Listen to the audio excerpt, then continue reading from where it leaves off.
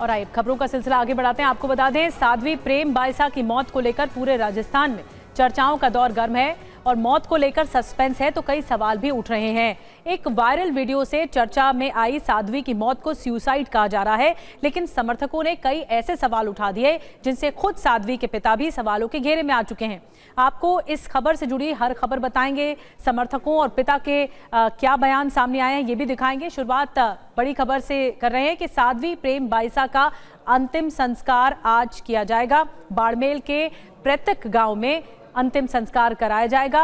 आज साध्वी की postmortem report भी आएगी और रिपोर्ट आने के बाद पुलिस जांच का दायरा फिर बढ़ाएगी। उसके बाद और ज्यादा एक्शन देखने को मिलेगा। तो ये मामला बहुत ज्यादा संगीन है और गर्माता जा रहा है। इस पूरे मामले पर तफ्तीश चल रही है। आपको बता देते हैं कि इस मामले में इंजेक्शन लगाने वाला जो कंपाउंडर है उसे हिरासत में ले लिया गया है। इंजेक्शन लगाने के बाद साध्वी की ही तबीयत बिगड़ी थी और लंबे समय से घर पर इलाज करने ये कंपाउंडर आता था। उसके बाद ही साध्वी की जो तबीयत है वो बिगड़ गई।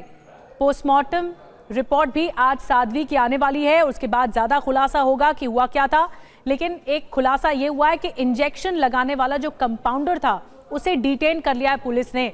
इंजेक्शन लगाने के बाद साध्वी की तबीयत तभी बिगड़ी थी जब इंजेक्शन लगाया था और लंबे समय से क्योंकि इलाज चल रहा था साध्वी का, तो कंपाउंडर घर आता था, इंजेक्शन लगाता था। इंजेक्शन लगाने वाले कंपाउंडर से पूछताछ की जा रही है। आपको सुनवाते हैं जोधपुर की एसीपी छवि शर्मा ने इस मौत को लेकर क्या जानकारी दी है। साध्वी जी हैं, उनके लिए उनके जो परिजन हैं उनके द्वारा बताया गया कि कल परसों से उनकी थोड़ी बहुत तबीयत खराब थी, जिसके ऊपर कल उनका जो प्राथमिक एक बार किसी से इंजेक्शन जो लगाया था, बाद उसके उनकी तबीयत खराब होने लग गई, जिस पर उनको कोई प्राइवेट हॉस्पिटल लेके गए। प्राइवेट हॉस्पिटल जब उनको लेके गए तो वहां पर उन्होंने बता दिया कि ये अब नहीं है अलाइव। और आपको बता दें कि साध्वी की मौत के बाद सोशल मीडिया पोस्ट पर भी बड़ा दावा किया है। अब ये दावा क्या आपको बताने जा रहे हैं। साध्वी के पिता ने कहा है कि मैंने कराई थी पोस्ट। और आपको ये भी बता दें कि 5:29 पर साध्वी की मौत हुई। 9:28 पर गाड़ी में बैठकर कराई गई पोस्ट। बेटी को न्याय दिलाने के लिए ये पोस्ट कराई गई है, ये पिता ने बयान दिया है। और आपको सुनवाते हैं साध्वी के पिता ने जो इंस्टाग्राम पर पोस्ट की थी उसको लेकर क्या बताया गया है कि पोस्ट कब कराई गई थी। 5:30 पे उन्होंने प्राण त्याग दिए। आईडी कौन कौन हैंडल करते हैं आपके अलावा? ये जो पोस्ट की जगह थी मेरी गाड़ी में बैठ के ड्राइवर ने मैंने करवाई वो पोस्ट मैंने करवाई। 2-2.5 घंटे बाद थी, आप देख लेना। 5:30 पे 5:29 पे उन्होंने प्राण त्याग दिया और वो पोस्ट कितना बजी हुई आप देख लेना। वो पोस्ट कितना बजी हुई 9:28।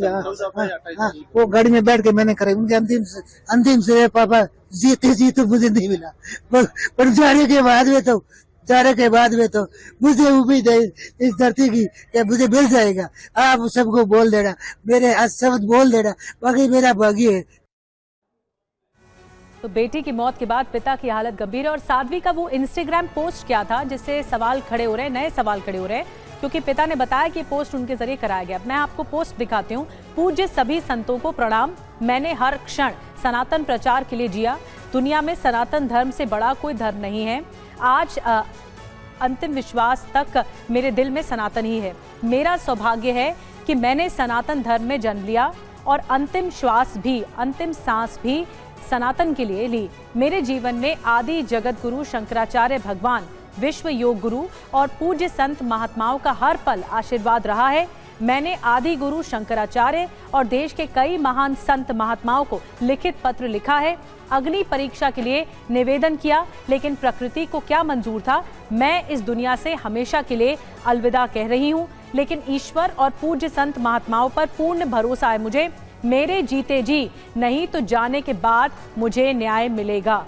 ये उनके पिता ने भी बताया कि पोस्ट किया गया, करवाया गया। और फिर साध्वी के समर्थकों ने अब पिता पर सवाल उठाए हैं और ये कहा है कि पोस्टमार्टम से इनकार करने पर सवाल उठाए हैं। बार बार अलग बात करने का भी दावा किया जा रहा है समर्थकों की ओर से। साध्वी का दरअसल फोन पुलिस को देने से इनकार किया गया पिता की ओर से, इसीलिए सवाल और ज्यादा खड़े हो रहे हैं।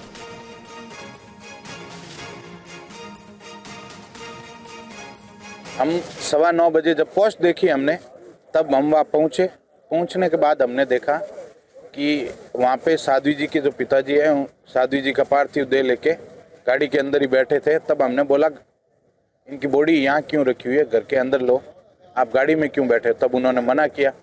फिर हमने प्रशासन को बोला कि आप इनका पोस्टमार्टम करो, तो उन्होंने पोस्टमार्टम का भी विरोध किया। फिर प्रशासन ने पूछा क्या हुआ, तब उनके अलग अलग तरीके से बयान देना, कभी बोल रहे 30 सेकंड से इनकी डेथ हो गई, कभी बोल रहे 5 सेकंड में हुई, अलग अलग तरीके के बयान देना। घर से CCTV का गायब होना, पिछले कुछ महीनों पहले वीडियो वायरल होना, और अलग अलग जो ये तथ्य सामने आ रहे हैं। साध्वी जी का एकदम स्वस्थ होना, 2 दिन पहले अजमेर से अपनी जो कथा का प्रोग्राम था वो समापन करके राजी खुशी घर आना। इनको ऐसी कोई बड़ी बीमारी भी नहीं थी, एकदम उनके स्वस्थ चलते हुए इस तरीके से डेथ होना, कहीं ना कहीं हमें ये लग रहा है कि ये नेचुरल डेथ नहीं हो सकती। ऐसे पिछली चीज़ों को आप ऑब्जर्व करोगे, प्रशासनिक अधिकारी भजनलाल शर्मा और राजस्थान का DG इस मामले को संज्ञान में ले, फास्टैग में लेके इसकी निष्पक्ष जांच करें